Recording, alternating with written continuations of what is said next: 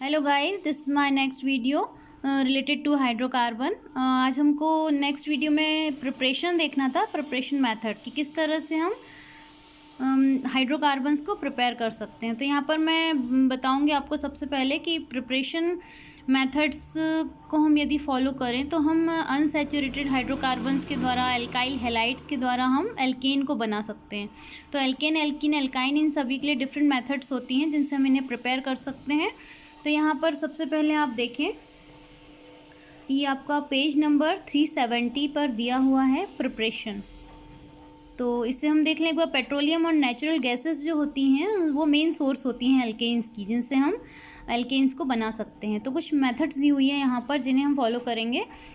तो कुछ different type के मेथड्स हैं, जैसे अनसैचुरेटेड हाइड्रोकार्बन से, एल्किल हैलाइड से, और CH4 यानी एक कुछ पॉइंट छूट गया था, जैसे कि मैथेन है। मैथेन को हम मार्श गैस कहते हैं। एक्चुअली इसलिए कहा जाता है मार्श गैसेस से क्योंकि दलदली स्थानों पर होती है, वहाँ पर ये प्रोड्यूस होती है अधिकतर, इसलिए हम इसे मार्श गैस कहते हैं। सबसे पहला जो प्रिपरेशन मेथड है वो है फ्रॉम अनसैचुरेटेड हाइड्रोकार्बन्स। तो हम इसे बुक में ही देख लेते हैं। जैसा कि आप देख रहे हैं यहाँ पर, from unsaturated hydrocarbons, dihydrogen gas को हम एल्कीन या एल्काइन के साथ उसकी प्रेजेंस में रिएक्शन करवाते हैं, तब हमें एल्केन मिल जाता है। तो ये जो पूरी प्रोसेस होती है ये कहलाती है हाइड्रोजिनेशन। हाइड्रोजिनेशन प्रोसेस कहलाती है। इसमें डाईहाइड्रोजन गैस को हम ऐड करते हैं एल्कीन या एल्काइन के साथ in the presence of finally divided catalysts like platinum, palladium और निकल। इन तीनों में से कोई सा भी हम एज अ कैटलिस्ट यूज़ करते हैं इसमें, और एल्केन बन जाता है। पूरी प्रोसेस हाइड्रोजिनेशन होती है। This metal absorb dihydrogen gas.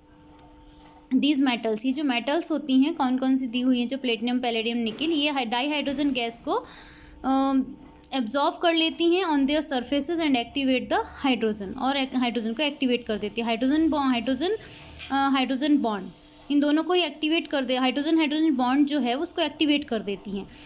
Platinum, palladium catalyse the reaction at room temperature but relatively higher temperature and pressure are required with nickel catalyst. Actually as a catalyst हम जिन metals का use कर रहे हैं यहाँ पर, उसमें प्लेटिनम, पैलेडियम तो रूम टेम्परेचर पर ही रिएक्शन करती हैं, कंप्लीट कर सकती हैं, but high temperature and pressure and temperature यदि हाई है, इस कंडीशन में निकल का यूज़ हम करते हैं एज अ कैटलिस्ट, तब हमारी जो प्रोसेस है वो कंप्लीट हो पाती है। तो यहाँ हम कुछ रिएक्शंस देख लेते हैं, जैसे कि दी हुई है एथीन है, ये CH2 double bond CH2, it is called ethene. यहाँ पर हमने H2 से इसकी रिएक्शन करवाई है, जो कि डाईहाइड्रोजन है, प्लेटिनम, पैलेडियम या निकल, और एथेन बन रहा है, CH3 बन रहा है। तो यहाँ पर नेक्स्ट दिया हुआ है प्रोपीन, जिसमें कि 3 कार्बन है, एक कार्बन के डबल बॉन्ड दिया है, तो it is called propene. Next इसमें प्रेजेंस दी हुई है ये, और इससे बन गया है प्रोपेन। डायरेक्ट रिएक्शन होती है this process called hydrogenation. Okay, यहाँ पर ये प्रोपाइन दिया हुआ है और डाईहाइड्रोजन से ये रिएक्शन हो रही है, प्रोपेन बन रहा है। ठीक, प्रेजेंस वही है। तो तीनों ही बता चुके हैं, एथीन, प्रोपीन एंड प्रोपाइन। यानी ये जो दोनों हैं ये एल्कीन है और ये अल्काइन है, इसमें ट्रिपल बॉन्ड दिया हुआ है। तो इस तरह से रिएक्शन करके हमने एल्केन को प्रिपेयर कर लिया है। अपना जो फर्स्ट पॉइंट था, from unsaturated hydrocarbons, unsaturated hydrocarbon से बना रहे हैं। नेक्स्ट दिया हुआ है from alkyl halide, from alkyl halide. Alkyl halide क्या होता है? एल्किल हैलाइड मीन्स जिसमें एक एल्किल ग्रुप है, उसके साथ हेलोजन अटैच है, जैसे कि CH3Cl, it means methyl chloride. अब इसकी हम देख ले रिएक्शन क्या होती है। फ्लोराइड का इसमें यूज़ नहीं होता है, फ्लोराइड का नहीं होगा, bromide, chloride, iodide. Alkyl halides on reduction with zinc and dilute hydrochloric acid give alkanes. Okay, तो जिंक के साथ ये रिएक्शन होती है, जिंक की प्रेजेंस में होगी, और डाइल्यूट HCl का इसमें डाइल्यूट HCl बनता है और साथ में एल्केन बन जाता है। तो यहाँ हम देखें, ये है chloromethane. Okay, chloromethane single bond से जुड़ा हुआ है, it is called alkyl halide, क्योंकि ये हेलोजन है। प्लस H2 डाईहाइड्रोजन से रिएक्शन हो रही है और जिंक की प्रेजेंस में, तो ये CH4 बन रहा है और Cl इसमें से रिमूव हो जाएगा और HCl बन जाएगा। ये है डाइल्यूट हाइड्रोक्लोरिक एसिड। ओके, तो ये दो प्रिपरेशन मेथड थी, इसमें हमने देखा। और थोड़ा सा आगे देख लेते हैं। आगे भी कुछ रिएक्शंस दी हुई हैं, अभी मैं डायरेक्ट आपको बुक में से ही बता रही हूँ। C2H5Cl, it is chloroethane, dihydrogen से रिएक्शन हो रही है, जिंक की प्रेजेंस में बन गया ethane, C2H6 and HCl remove हो रहा है, HCl साथ में प्रोड्यूस हो रहा है। नेक्स्ट है 1-क्लोरोप्रोपेन, तो ये चेन बढ़ाते जा रहे हैं, नेक्स्ट मेंबर के साथ रिएक्शन हो रही है। जैसे कि क्लोरोप्रोपेन है तो प्रोपेन बन रहा है, HCl इसमें प्रोड्यूस हो रहा है साथ में। Alkyl halides on treatment with sodium metal in dry ethereal solution give higher alkanes. Okay, higher alkanes के लिए रिएक्शन दी हुई है। इसमें alkyl halides on treatment with sodium metal, alkyl halide है CH3Br plus 2Na and BrCH3 में दो molecule हमने इसके लिए हुए हैं, दो मॉलिक्यूल लिए हुए हैं और सोडियम के साथ रिएक्शन हो रही है इसकी। और ड्राई ईथर की प्रेजेंस में ये रिएक्शन होगी, इथेरियल सॉल्यूशन है ये, इसमें ये रिएक्शन करवाई जा रही है। तो बन गया एथेन और साथ में sodium bromide means sodium halide इसमें प्रोड्यूस होगा साथ में।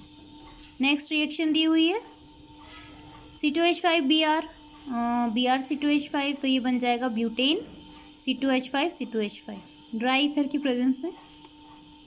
तो ये हमने दो मेथड देख लिए हैं, एक तो अनसैचुरेटेड हाइड्रोकार्बन से और एल्किल हैलाइड से। तो ये आप थोड़ा सा इसको याद रख ले तो अच्छा है, आगे की एग्ज़ाम्स में भी आपको काम आएगा। जैसे आगे कॉम्पिटिटिव एग्ज़ाम्स में आप प्रिपरेशन करते हैं तो ये रिएक्शंस को प्रैक्टिस करते रहें, तो ये काफ़ी यूज़फुल होती है हमारे लिए आगे की स्टडी के लिए भी। तो फ्रॉम कार्बोक्सिलिक एसिड्स, नेक्स्ट अपना पॉइंट आ गया यहाँ पर तीसरा है ये, from carboxylic acids. Carboxylic acids means COH, जिसमें COH ग्रुप होता है प्रेजेंट, उसको हम कार्बोक्सिलिक एसिड कहते हैं। तो यहाँ हम देखें sodium salts of carboxylic acids on heating with soda lime. Reaction को देखकर ही सब समझ में आ जाता है वैसे तो, आप डायरेक्ट यहाँ देख सकते हैं कि sodium ethanoate plus NaOH, it means sodium salt.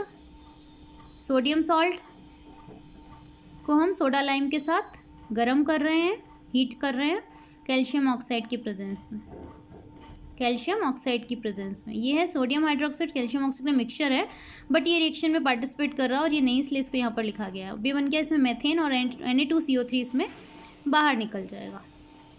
Okay, this process of elimination of carbon dioxide from a carboxylic acid is known as decarboxylation. Okay, इसमें कार्बन डाइऑक्साइड को रिमूव किया जाता है, उसको एलिमिनेट किया जाता है ये कहें तो इस रिएक्शन को हम डीकार्बोक्सिलेशन कहते हैं। और ये हमें मिल गया है एल्केन। यहाँ पर कुछ एक प्रॉब्लम दी हुई है, प्रॉब्लम है 13.6, sodium salt of which acid will be needed for the preparation of propane, right chemical equation for the reaction. Sodium salt of which acid will be needed for the preparation of propane, propane बनाने के लिए उसे क्या चाहिए। तो यहाँ पर इन्होंने रिएक्शन दी हुई है, प्रोपेन बनाना है तो 3 कार्बन चाहिए, तो CH3 CH2 CH2 CONA plus तो NaOH, सेम रिएक्शन है और ये बन गया अपना प्रोपेन। तो प्रोपेन के लिए हमें 3 कार्बन चाहिए। Right chemical equation for the reaction, तो ये केमिकल इक्वेशन दी हुई है यहाँ पर। अब फ्रॉम कार्बोक्सिलिक एसिड के लिए एक और मेथड है कोलबेज इलेक्ट्रोलिटिक मेथड।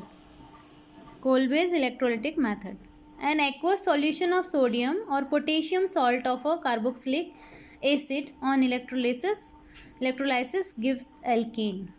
इलेक्ट्रोलाइसिस होता है विद्युत अपघटन, है ना।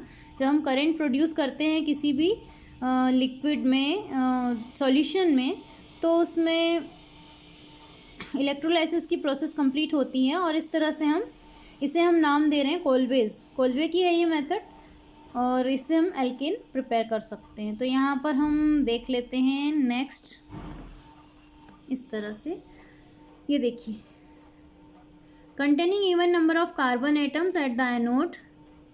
इलेक्ट्रोलाइसिस होता है जिसमें कि एनोड और कैथोड पर रिएक्शंस कंप्लीट होती हैं। यदि आपने बैटरी पढ़ा हो, सेल पढ़ा हो, तो उसमें आपको ये बताया गया होगा। 2CH3CONA plus 2H2,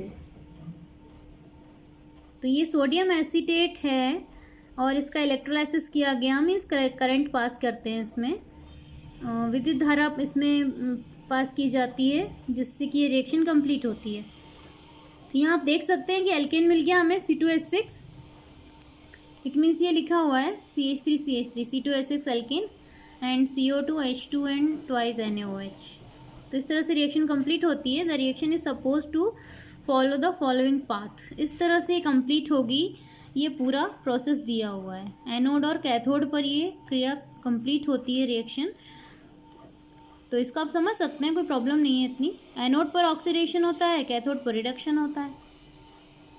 the reaction is suppose to follow the following path, यहाँ पर ये रिएक्शन हो रही है जैसे सोडियम एसीटेट, तो ये इस तरह से इसका विद्युत अपघटन हो जाएगा, इलेक्ट्रोलाइसिस हो जाएगा, तो CH3CO एंड 2Na, तो CH3CO माइनस डबल और फिर 2Na प्लस हो जाएगा।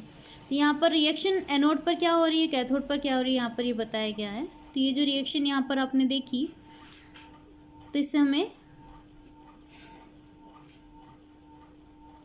एनायन मिल जाता है ये, और इस तरह से इसमें 2 इलेक्ट्रॉन इसमें से रिमूव हो जाते हैं। तो ये पूरी प्रोसेस दी हुई है। एसीटेट आयन कहेंगे इसे अब हम, क्योंकि इसका आयनाइजेशन हो गया है, यहाँ पर इलेक्ट्रोलाइसिस के कारण आयनाइजेशन हो जाता है। एसीटेट आयन हमें मिल गया है, 2 इलेक्ट्रॉन इसमें से रिमूव हो रहे हैं और ये इस तरह से एसीटेट फ्री रेडिकल बन गया, ये एसीटेट फ्री रेडिकल। फिर नेक्स्ट स्टेप में बताया गया मैथिल फ्री रेडिकल, मिथाइल इसमें से अलग हो चुका है और इस तरह से CO2 हट जाए, CO2 पूरी तरह से इससे अलग हो जाएगा, एलिमिनेट हो जाएगा या ये कहें, और मैथिल इसमें से फ्री हो जाएगा CH3। मैथिल के फ्री होते ही यहाँ पर methyl as a free radical हमें मिल जाएगा, और यहाँ पर ये CH3 फ्री रेडिकल होता है, तो हम इस तरह से सिंबल उस पर बनाते हैं और इससे हमें एल्केन मिल जाता है। किस पर, एनोड पर। फिर एट कैथोड पर क्या हुआ, तो H2O इलेक्ट्रॉन रिमूव हुआ यहाँ पर, तो OH इसका भी आयनाइजेशन हो चुका है, OH माइनस H प्लस इसमें से मिल जाता है।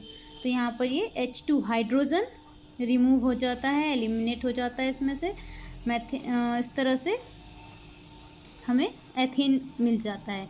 Methane can not be prepared by this method, methane इसके द्वारा प्रिपेयर नहीं हो सकता है। क्यों नहीं हो सकता, इसका आंसर आपको ढूंढकर मुझे बताना है। ओके, तो हमारे नेक्स्ट वीडियो में आप मुझे इसके आंसर कमेंट कर सकते हैं या फिर डायरेक्ट बता सकते हैं। तो आज के लिए इतना काफ़ी है। नेक्स्ट टॉपिक है हमारा प्रॉपर्टीज़। तो यहाँ पर हम एल्केन्स की कुछ प्रॉपर्टीज़ को डिस्कस करेंगे, केमिकल प्रॉपर्टीज़, फिजिकल प्रॉपर्टीज़, ये सारी प्रॉपर्टीज़ हम इसमें डिस्कस करेंगे। आज के लिए इतना ही काफ़ी है। Thank you guys.